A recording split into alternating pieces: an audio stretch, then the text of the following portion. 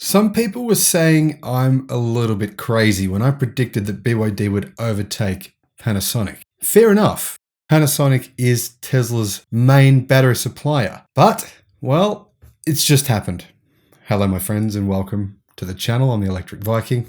My name is Sam Evans. Great to see you here. Really interesting stuff, isn't it, seeing what's happening with BYD? I mean, not only have they transformed themselves from, well, primarily an internal combustion engine manufacturer into primarily an electric vehicle manufacturer, they've also risen up the ranks significantly. They are now the third largest battery producer on the face of the earth, as I predicted would happen for a few months. I was very surprised it didn't happen in November, December last year, but it now has happened. And it's the beginning of the end. Panasonic, I know they've got some big plans coming along, but nothing in the scope of what BYD is doing. I mean, BYD has battery contracts with 7 different mainstream auto manufacturers. In addition to that, they're obviously ramping up their own production. They'll sell between 1.5 and 2 million EVs and plug-in hybrids this year worldwide.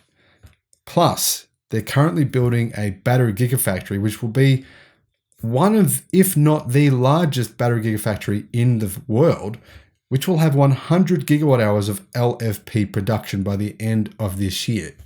Add that to their current production, their 8 battery factories they have now. Wow, I don't see how anyone can stop them other than their Chinese competition. Now, the interesting thing is companies like LG Chem, right? LG Chem for a little while was the largest battery company on the face of the earth. But, what happened was very predictable, and it's going to continue to happen. Don't invest your money in battery companies which are manufacturing ternary batteries, because using nickel, cobalt, manganese, etc., because realistically they're just not going to be profitable in the future. The reality is lithium iron phosphate battery chemistries, the energy density will be on par with ternary batteries by the end of next year. Why would you pay double the price for ternary batteries? That's primarily what SK Innovation, LG Chem, and those other Korean battery manufacturers make. That, my friends, is a big black hole. That's essentially the way I see this. They're like legacy auto. They have these huge factories producing things that are good now, but how good will they be in 2 years' time when they have to write off some of their production? Because realistically, really, how long can you compete selling that type of battery chemistry when it's so much more expensive than an alternative that is actually better in almost every way?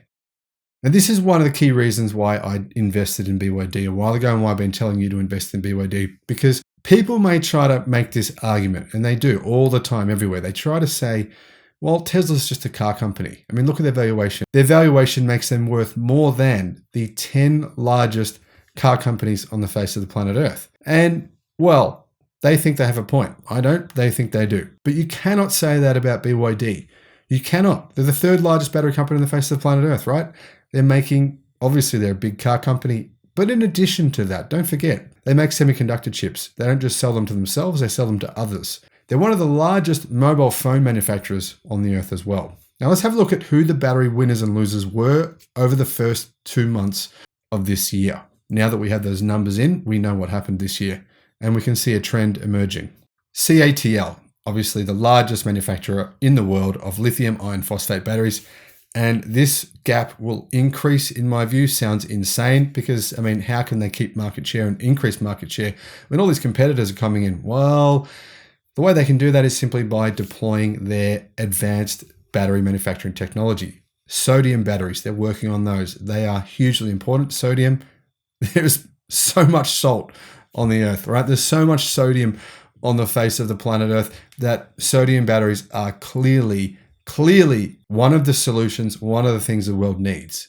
And considering the cost advantages of sodium batteries, CATL are going to have a big lead. Plus, their battery technology is off the charts. Looking at LFP battery technology from CATL, what they're going to have by the end of this year, the energy density, yeah, very, very hard to catch them. But in addition to that, they're also working on a ternary battery pack, which they say has 13% more energy density than Tesla's 4680 structural packs. At the pack level, they say their packs have 13% more energy density than Tesla vehicles. And I find that hard to believe, but who knows? It could be possible.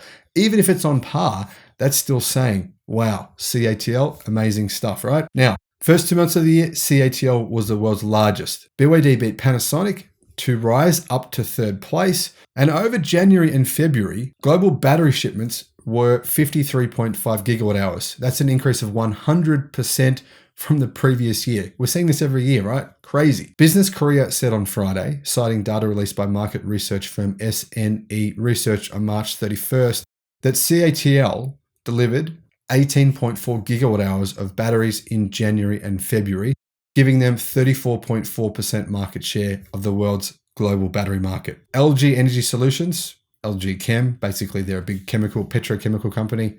So yeah, I'm not a big fan of them. But anyway, they shipped out 7.4 gigawatt hours, which was an increase of 37.6% from a year ago. Although it came in second place, its market share fell from 20.7% to 13.8%. And I have been saying this would happen, that LG Chem's batteries, after the recalls, which have involved their batteries, really after the Chinese car market is pivoting away from their battery chemistry that they sell, it was just the writing was on the wall. That is a huge amount of market share to lose. They've been losing market share to the LFP battery manufacturers in China now for 12 straight months.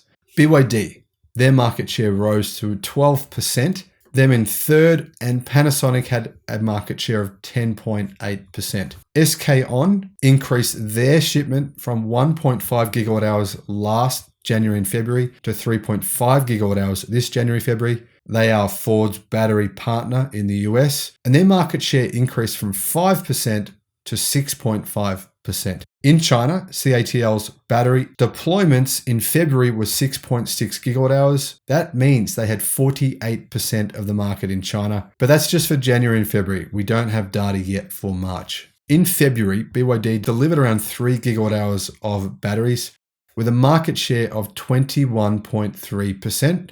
Up from 20.9% in January, and look for their market share to just continue to climb this year as they, build out more battery factories. They do this without even telling anyone. They're remarkably quiet about these battery deployments that they make, but honestly, scary. BYD, they are making big plans this year. They want to deliver 2 million cars this year, electric and plug-in hybrid. Can they do that? I don't know, but their vehicle gigafactory will open within a couple of months. Their battery gigafactory will be open by the end of this year. Pretty scary if you've got to compete with BYD.